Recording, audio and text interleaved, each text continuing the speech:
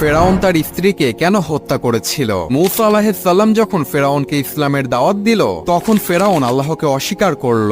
কিন্তু ফেরাউনের স্ত্রী আসিয়া রাদিয়াল্লাহু তাআলা আনহা মূসা নবীর ইসলামের দাওয়াত শুনে আল্লাহর প্রতি ঈমান আনলেন এবং গোপনে গোপনে আল্লাহ তাআলার ইবাদত করতে থাকলেন। ফেরাউন একদিন জানতে পারলেন তার স্ত্রী ইসলাম ধর্ম গ্রহণ করেছে এবং গোপনে আল্লাহর ইবাদত করছে। ফেরাউন এই খবর শুনে প্রচন্ড রেগে যান এবং তার স্ত্রীকে ডেকে বলেন, তুমি কি সত্যি আমার বিরুদ্ধে গিয়ে মূসা নবীর ইসলাম ধর্ম গ্রহণ করেছো?